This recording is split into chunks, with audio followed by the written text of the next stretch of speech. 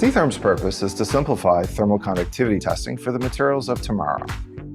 Since 2007, we have emerged as the global leader in test instrumentation. Our core strength in thermal conductivity is built on now industry standard Trident instrument and broadened through strategic partnerships with Rigaku and Metrovid, providing one of the most dynamic portfolios in thermal and mechanical analysis.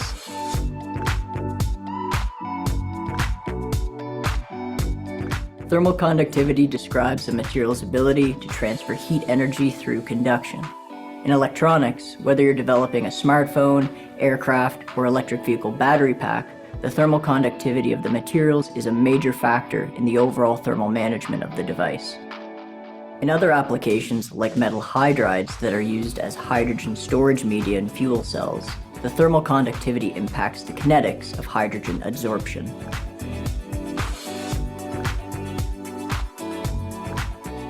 The most common mistake we see in industry is applying a good method of measurement on the wrong type of sample. This is what happens when you're limited to a single tool and are facing a variety of sample formats. The Trident was designed to provide researchers with multiple options on a single instrument platform, so you always have the right tool for the job. It's been a huge success. Leaders like NASA, Adidas, Intel, Kimberly-Clark, Lucid Motors, and universities around the world choose C-Therm analysis tools and the support we provide.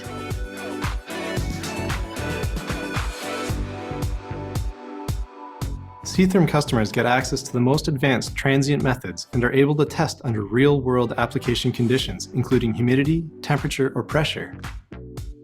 C-Therm's patented MTPS single-sided sensor is the fastest and easiest way to measure thermal conductivity. The Flex TPS is brilliant for more challenging applications and testing anisotropic and thin film samples.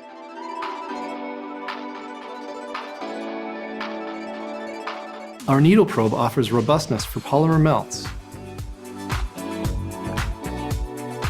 And the new THW is great for low viscosity fluids like engine coolants.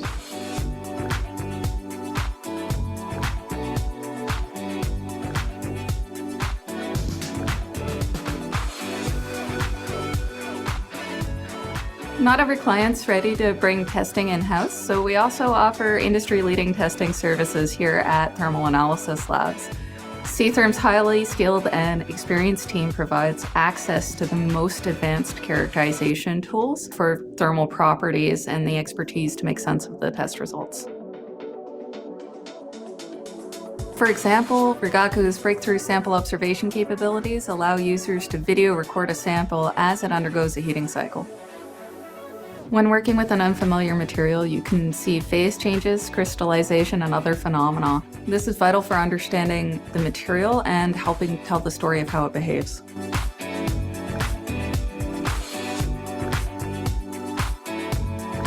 Metrovid's line of DMA offers the broadest frequency range and the highest force available on the market. This is just one of the reasons it is the standard in the rubber and tire industry. We work with a lot of folk developing different fillers for tires, including carbon black. And due to its sensitivity, the DMA is by far the best method to measure the glass transition point.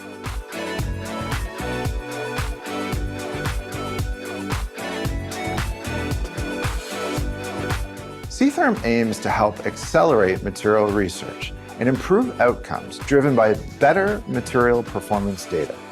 Let us help you get the best possible data for your research, simplifying thermal conductivity.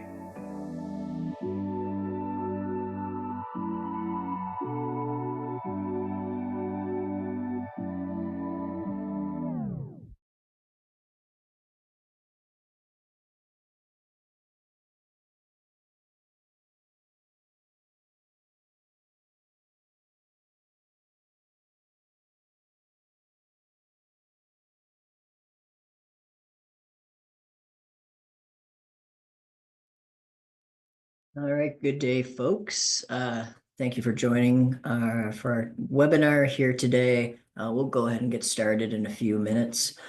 A few housekeeping items just to make note of before we jump into the session today.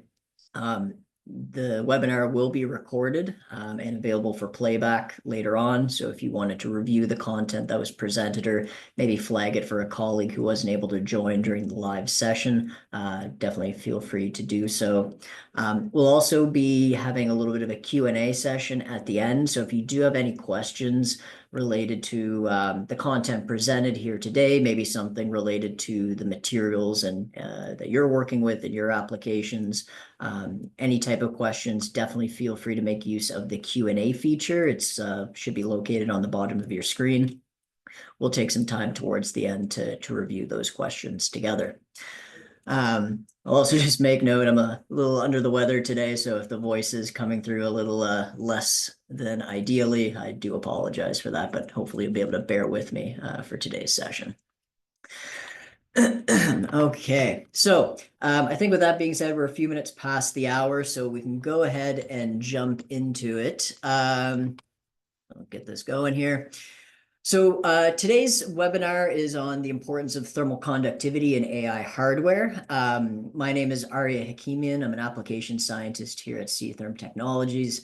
So today we'll be taking us through a little bit of a look at, what's going on in this space, where thermal conductivity is playing a role, what are some of the challenges that are being faced in the industry, some of the materials that are, of interest for testing, and of course, how do we go about doing that in an effective manner. So before we jump into the bulk of the webinar content, I will just do a brief introduction to C-Therm, who we are, like what we do, for those that may be new to these types of sessions that we put on. So C-Therm Technologies, we are a thermal conductivity instrumentation company specializing in the transient class of thermal conductivity measurements. Overall, really our purpose and what we are striving for is to simplify thermal conductivity testing related to the materials of tomorrow. So providing you tools and ways to go about measuring these samples in an effective manner. The system that we will be featuring somewhat in today's session and related to some of the testing and the data that we'll show is the Trident platform. So this is our flagship instrument. Trident was developed as a modular device. So it's one system, but with access to multiple methods for thermal conductivity. Really, at the end of the day, it comes down to, depending on perhaps the sample that you're working with, the size that you have available, the testing conditions that you're looking to measure under, different methods are more appropriate in different scenarios, right? So being able to pick and choose the best option for the task at hand. And the idea behind this, it really stems from this quote we like to use from Abraham Maslow: when all you have is a hammer, everything looks like a nail. So this idea, one of the challenges or one of the issues we see in industry is if you're, there's a method that's really good at doing one specific type of measurement, but maybe applying it to a different scenario that it wasn't designed for. This is where you're going to run into, increased chances of poor data, whether that's on the accuracy, the consistency, or what have you there. So again, adopting more of a toolbox approach will allow you to really get at the best possible data for your materials. So for those of you that may be new to the thermal conductivity space, again, there's quite a variety of options out there. And, to help, guide you through that, of course, we're available as a resource, happy to support you in some of these endeavors, but we also do have a free method selection guide. You can download this off of our website free of charge. Gives you a little bit of an overview of some of the aspects of thermal conductivity, some of the testing instrumentation that exists. Of course, the options that we have available on the Trident platform that we'll talk about a bit here today, but a great resource to take a look at if you're looking to kind of just get an overall understanding of what exists out on the market and what they're applied for. I'll also make note that while C-Therm, we are, again, thermal conductivity focused, we are partnered with Rigaku for their line of thermal analysis instrumentation in North America, so DSC, STA, and TMA instruments. as well as Metrovib for their line of DMA, dynamic mechanical analysis. So, of course, if you're interested in maybe some other areas of application, other material characterization tools, we're happy to support in a variety of areas here. We also have a full-service testing lab, Thermal Analysis Labs, or TAL. TAL offers all of the testing that is available on our Trident platform, as well as other options that are prevalent in the industry. So if you're interested in maybe taking a step towards getting some data collected on your materials, but you're not ready to make a full instrument purchase, we're certainly happy to support your research in that manner as well. I'll end here with a little testimonial. We always try to pick and choose one that, relevant to what we're talking about. Always nice to hear what the clients are saying about their experience with us. Chose this one here from Intel, noting that C-Therm's Trident system allows us to not only test a relatively broad range of materials with the various sensors, but specifically they're calling out the slab utility. They were able to easily test the thermal conductivity of their thin aluminum alloys, which he noted to have very high value in today's electronics and computing hardware. So this was from Hardeep Singh, senior thermal engineer over at Intel. So we do have a page of testimonials available on the website. Definitely recommend checking that out to see the different areas of research that folks are using, what their experience is with C-Therm and our instrumentation. So definitely take a look over there if that's of interest. All right, but that's I'd say enough of a kind of introduction to us here today. Really, we'll start to dive into the main topic here, which is again AI hardware. Some of the different aspects in terms of what materials are being used in this space, some of the trends that are noticed in industry, what challenges are present there, and how is thermal conductivity playing a role in these different scenarios.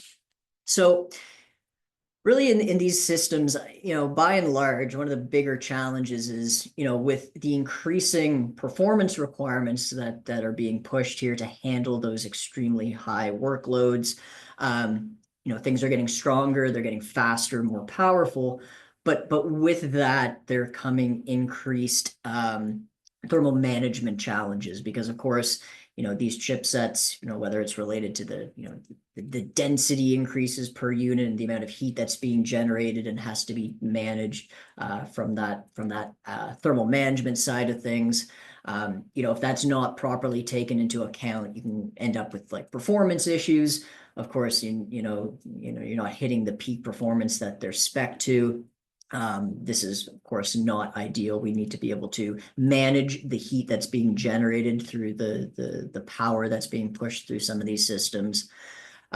There's also aspects of just the general cost increases. So whether related to, how do we go about setting up these cooling and thermal management systems to accommodate this scalability. So I know many data centers, for example, have been configured in one manner, but what is the cost if they want to do a retrofit and, what would that look like? What does that involve? And what are the challenges present in those scenarios as well?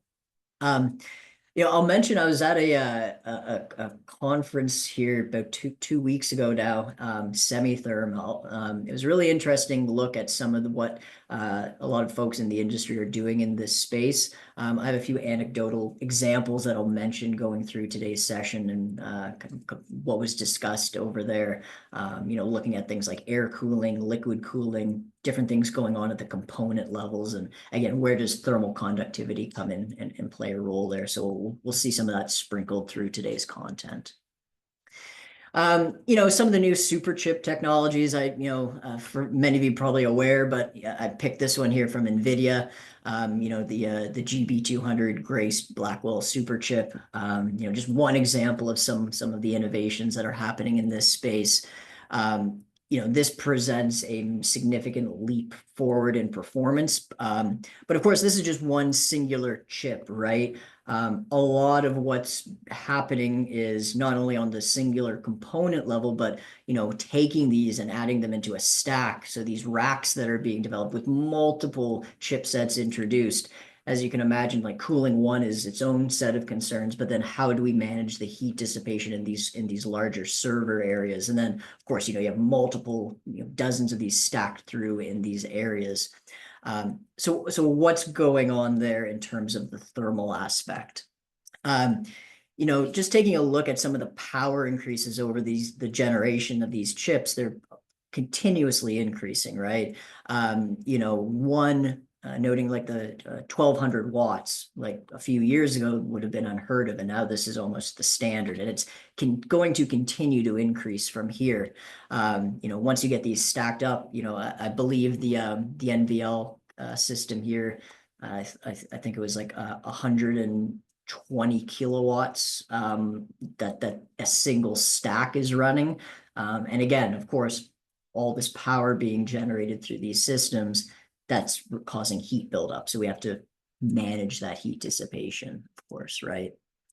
And, for those of you that may be more in like the consumer electronics space, just to like maybe compare and contrast here, the NVIDIA, like I call it like the gaming or the gaming enthusiast, PC enthusiasts, the RTX 5090 that was just recently released, like top of the line, what someone, more of an average consumer might be buying. Those are only generating, I believe, like 500, 600 watts of energy in those chips. So, there's large differences here when we're looking at these different areas. And with the AI requirements on those power outputs, it's no surprise that we're seeing significantly higher considerations around the thermal management side of things. The other interesting point that's being looked at here is, with that increased power draw, also introduces aspects of, the energy consumption that's needed to run these systems. This graphic here, I believe, is from some data in Ireland, if I believe, from the reference here on data centers. So you can see just the amount of electricity consumed is, again, kind of following that trend. We're seeing that increased requirements over the years. I found this quote from Tech Insights from 2024 saying like AI chips in general, they're representing about 1.5% of the global electricity use over the next few years. So again, as these centers and as these technologies are being developed and pushed further and further, there's a large cost associated with it just in terms of the electricity requirements and the power. And interestingly, when you go into it a little bit further here, you can see that a vast majority of this cost is really coming just from the cooling systems that are required. So like half of the total energy consumption is related to just the cooling technologies that are required to manage that heat buildup. So again, there's this interplay in the relation between the performance and like what these chips are doing, but then the cost of running them and making sure we're managing that heat in an efficient manner really kind of plays this synergistic role of what's going on. So this brings us to the point. Well, what are folks doing in this space to accommodate these thermal challenges, right? You have your traditional air cooling solutions, whether you're looking more on like just the individual component level or in the larger data center setups. Again, with the increasing power that is being generated by some of these new technologies, air cooling is starting to hit a threshold of performance that it can accommodate, right? You also have some other considerations around the fact of like, air cooling involves a lot around these fans pumping air. So the noise levels are things that people are considering, the bulkiness of some of those components in the limited space.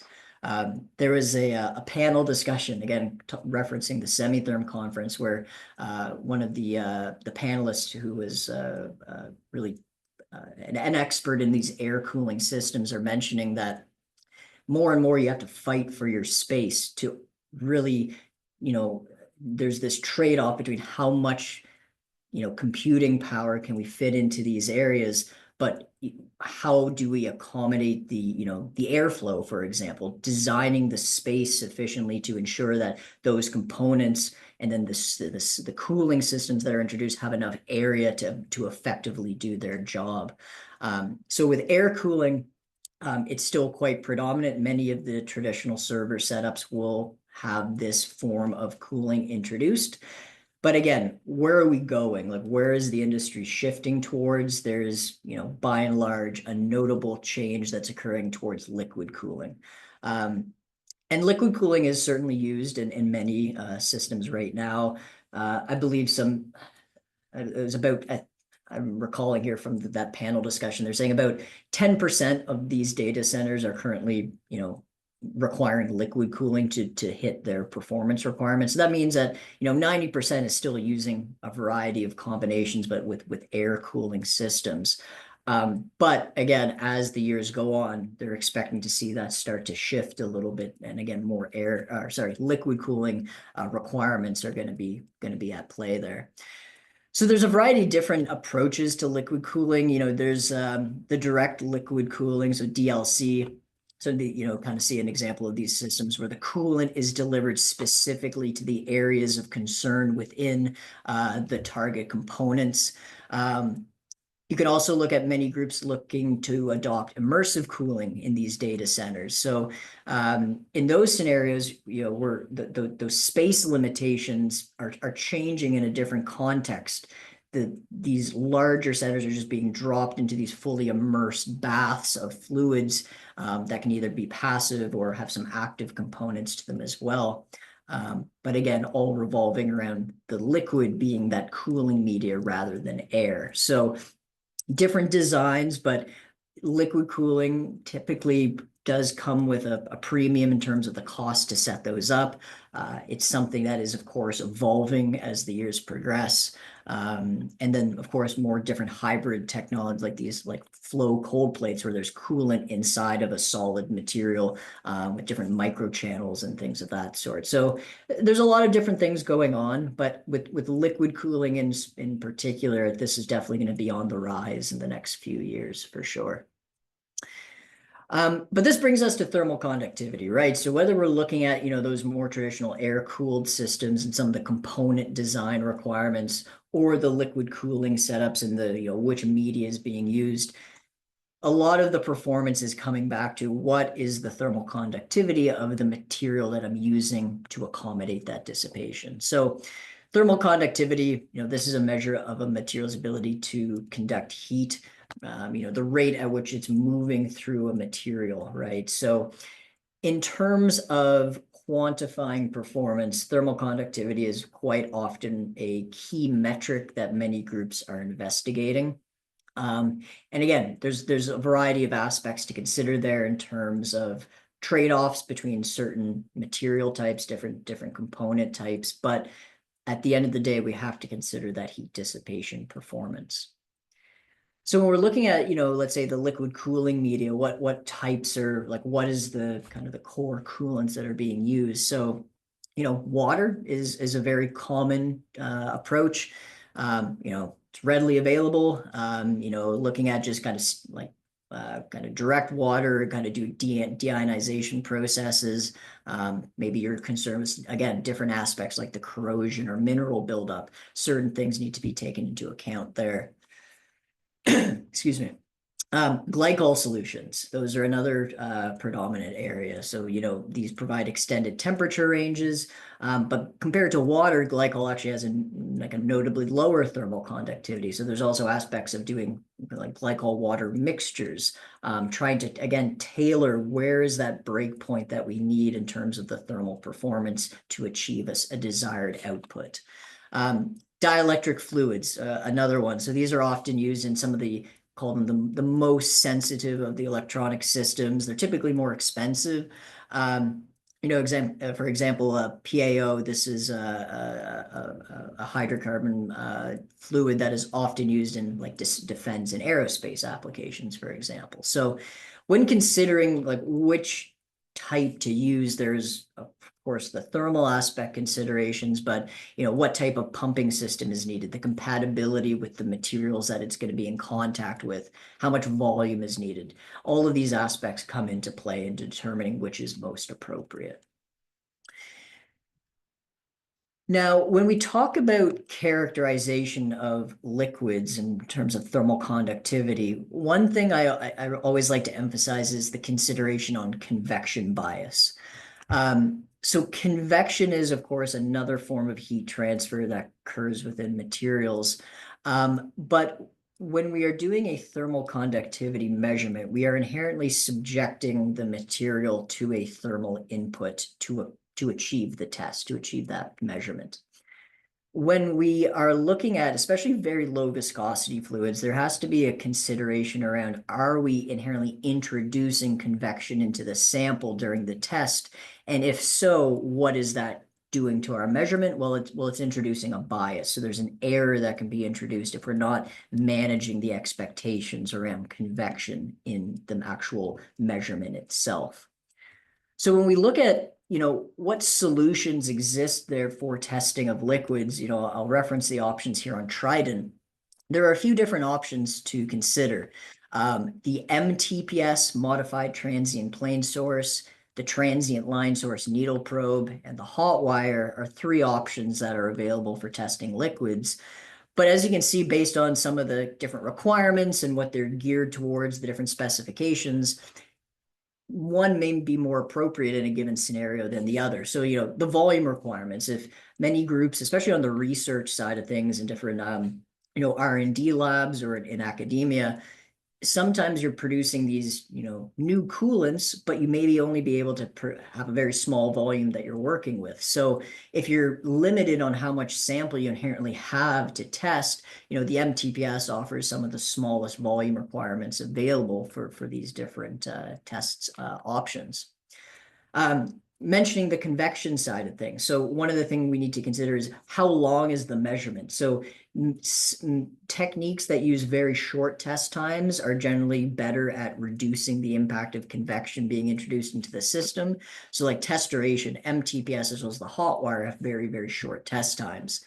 Compared to the needle probe, which again, in the grand scheme of things, it's short, it's a few minutes, but if you're testing a very non-viscous fluid, it might not be your best option because you're going to have a higher risk of convection being introduced. So of course, there's other considerations there, but the idea here is really there are certain scenarios where there may be more than one way to go about doing the testing. There, one or the other could be feasible. But again, depending on what your specific requirement is, the specific sample in question, there may be let's call it a best option to use in those cases. So that's really the idea, again, of being able to pick and choose which one is most appropriate for your testing needs. So you're not really locked in and going to run into some of these different challenges. So being able to kind of understand the landscape there is hopefully what we're able to get across here today. Wanted to show just kind of an example data set. So, this is following an ASTM D7896 test with the transient hot wire. So we know we're talking about some of those glycol solutions, water here. Again, it's very basic data just to kind of demonstrate, but like doing these testing at, of course, just, your room temperature, very easy to do, playing around with the different temperature ranges, understanding if there is a significant shift in thermal conductivity as a function of temperature can sometimes be an important aspect to consider as well. So again, these different methods can provide you with different avenues for those different tests. So this was some internal data that was generated by our side. I wanted to share a publication I found. So this was on a group that is, they're taking coolants, but there's a lot of work being done introducing different, nanoparticles into these fluids to introduce, again, tailored thermal conductivity performance. So this one here came out of the University of Alaska Fairbanks. J.R. Satie and all, they published in the Journal of Heat and Mass Transfer in 2016, but they were using the MTPS for this testing. And I'm just sharing a little excerpt of some of the data that was collected here. But you can see, they started out with some very basic testing, comparing different glycol water mixtures compared to that of just pure water across a temperature range. There was quite a few data sets in this paper to choose from. I just picked one of them here to show, but they were looking at aluminum oxide, 15 nanometer particle introduced at different weight percentages in this 60-40 glycol water mixture. We can see again, the changes in that effective thermal conductivity that was noted based on the concentration of the filler and the different trends that are observed as a function of time. So again, just like a little example of what some folks are doing in research, maybe this is relevant to certain areas of application that you're also looking at. So again, this was all done with the MTPS method on the Trident platform. So, that was a few examples of what's going on in the liquid side of things. In terms of solid material characterization, thermal interface materials still play a significant role here in many of these electronic components. There is a wide variety of TIMs that can be introduced depending on the application. So, what you might be using on a kind of a standard electronic component versus what might be used in, let's say, like an EV battery pack can be quite different. But they all act to improve the heat transfer between your heat generating device and the cooling components, like the heat sink or the fan that's being introduced. Again, here, thermal conductivity is a critical performance metric for TIMs. But what I want to take a look at specifically is on the fillers. And this is really what's doing the heavy lifting in many of these thermal interface materials. Tailoring your performance, like whether you need 1 watt per meter Kelvin or 5 or 10 watts per meter Kelvin to achieve that heat dissipation. This is really adjusted based on, the polymer matrix that is being used as your base, but really the fillers that are being introduced inside and how they play together to achieve those capabilities. So, does more filler inherently lead to a higher thermal conductivity? Well, this is some data that we did in collaboration with the group Alteo, as well as our partners Metrovib, looking at a control sample with different weight loadings of their oxide. And as we can see, increasing to some very high loading levels, there is a notable increase in thermal conductivity that occurs by adding more and more filler. But this is just looking at the thermal conductivity side, right? A lot of other considerations on, perhaps the mechanical performance, increasing that filler, maybe the mechanical structure and stability of the material starts to break down. There's also considerations, I know many groups are concerned with taking these, excuse me, sorry. Taking those materials and being able to pump them in different type of in the uncured resin form, more filler in there makes them more abrasive. So there's these trade-offs we consider. This was some data from another publication that used the MTPS, but it was interesting because they were looking, of course, again, increasing filler concentration, noting increased thermal conductivity, but the different types or the format or the shape, I should say, of the filler was investigated. So they had multi-wall nanotubes here, but different formats. So there's a UD and SD variant.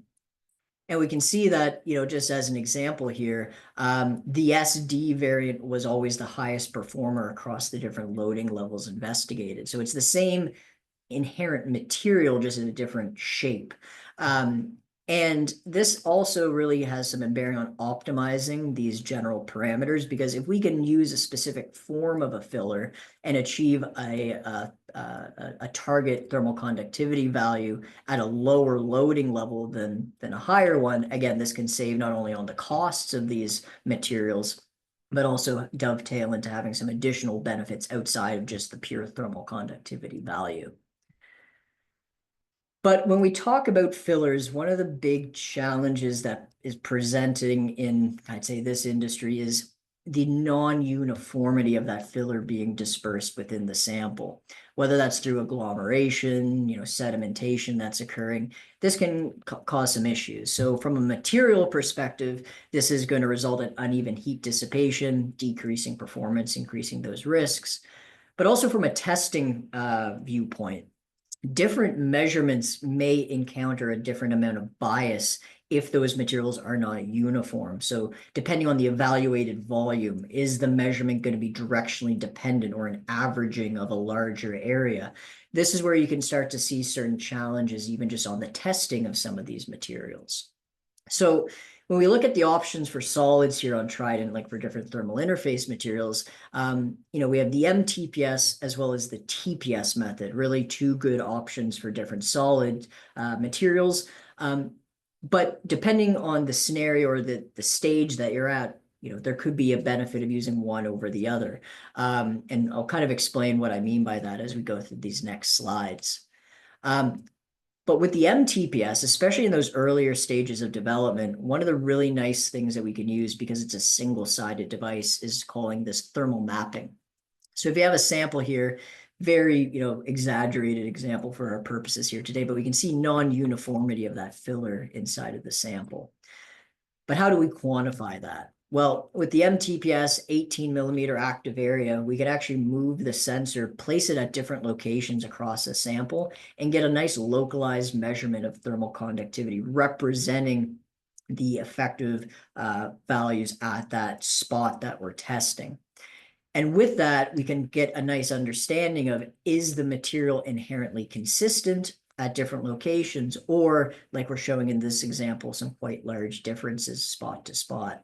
And again, what this is really useful for is, again, a lot of that, like the prototyping, initial formulation, R&D, as you're tweaking and trying to play around with different formulations, adjusting parameters here and there, are you still achieving that consistency that you're looking for in the overall bulk sample that you're producing?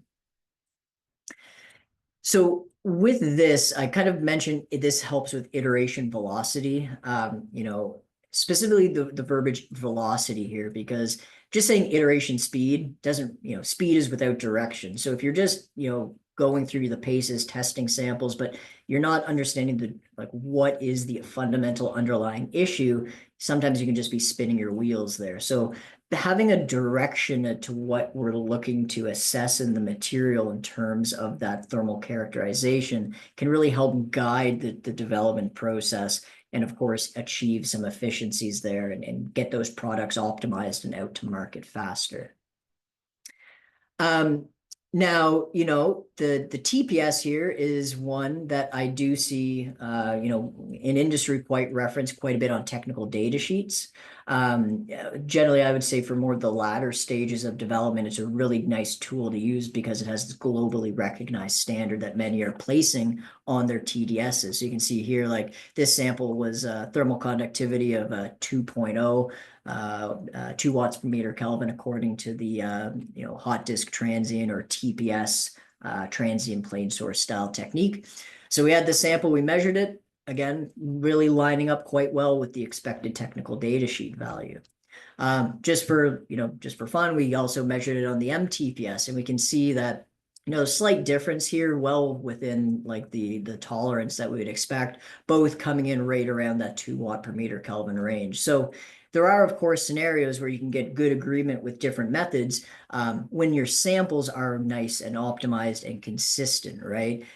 Because if it's regarded as quite uniform with respect to the evaluated area or volume that we're looking at, there are scenarios where multiple methods will all really line up quite well, which is, of course, ideal.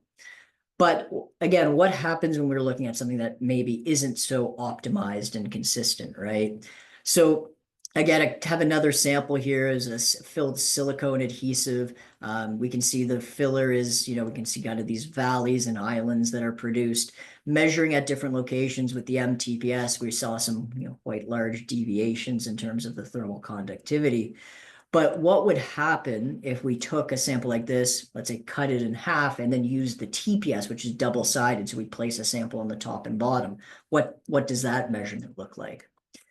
Well, we did this, and with the TPS, you can see it's somewhere in between. It's above the lowest measured value on MTPS, but below, like significantly below one of the highest points.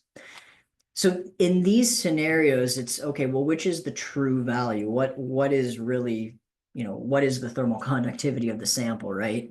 But we have to understand that with the MTPS, we're doing these localized spot measurements. It's directionally dependent. So it's assessing that specific area in question, whereas something like the TPS is averaging out over a larger area. So in terms of what these measurements will tell you, there's kind of a different viewpoint, right?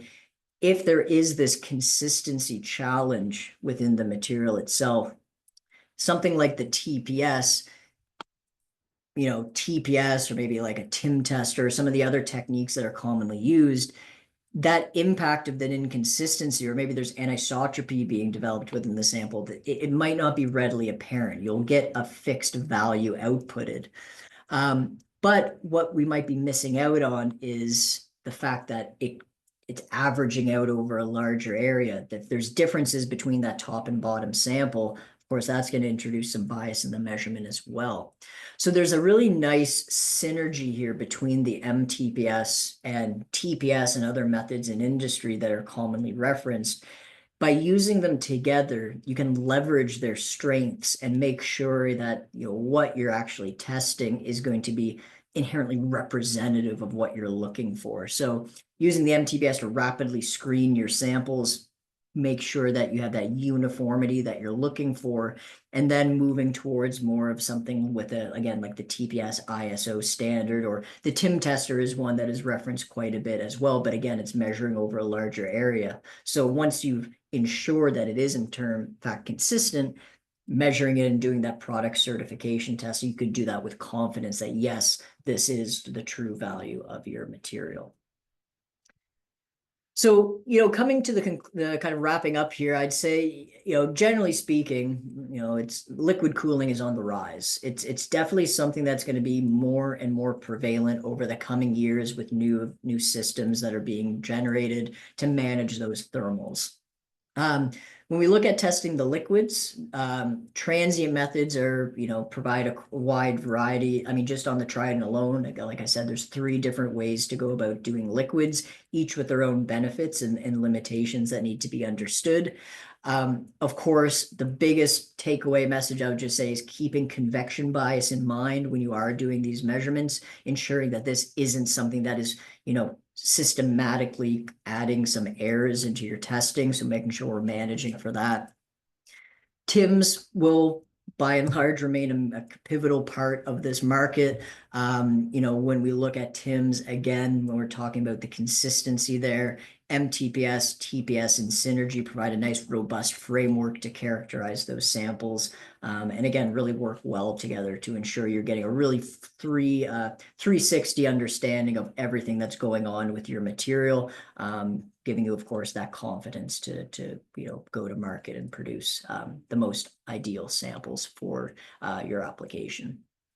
So with that being said, we're going to kind of go into a little bit of call it the outro here. I'll just make reference to our website. There are a variety of webinars that we put on. These are all stored and available for playback there. Similar topics, some very different areas of application, different industries. We put these on quite regularly. Feel free to check those out if this was of interest. We have a tech library, so some of the papers that I would have referenced, these are available there. You can search for those and find the links to the various public publishers to download those resources. So definitely feel free to check that out. I'll mention some upcoming webinars we have scheduled. So this one was actually going to be the other week. It got moved to April 3rd here, but we are doing a special guest webinar with Dr. Vincent St-Onge over on theory and application of very high frequency measurements of viscoelastic properties. This will primarily be focusing in on the DMA characterization side of things. Later in April, I'll be joined with a few of my colleagues where I'll actually be doing a thermal conductivity, Rigaku thermal analysis, and DMA kind of full coverage webinar on material characterization for food packaging and cold chain storage. So if those are of interest, be on the lookout for those and definitely register for them. We have some upcoming events where we will be in person. One coming up, I believe that's next week, Hanover Messe 2025, which is in Germany. We will have a booth at the Canadian Pavilion, Hall 7. As well as later in April, we will be at the Thermal Management Expo, which is held in Novi, Michigan. Similarly, there we will also have a booth number 410. So if you happen to be in the area, you wanted to come by, chat, see what the instrument looks like, talk about what your testing needs are, happy to do so in person at those events. If you'd like to learn more, one thing we always like to do with groups is do we'll call it technical consultation, jump on a call, give you a rundown of what the instrument can do specifically related to what your application is. So talk that over, find what solutions we would have available. We can even do a live demonstration of what the testing looks like on the instrument. Of course, if you're looking for just for some budgetary information, need a quote, trying to understand what the cost of bringing this in-house would look like, very happy to accommodate that as well. Last one here, give us a follow on LinkedIn. I'll say this is where we post all the upcoming blogs, webinars, and events.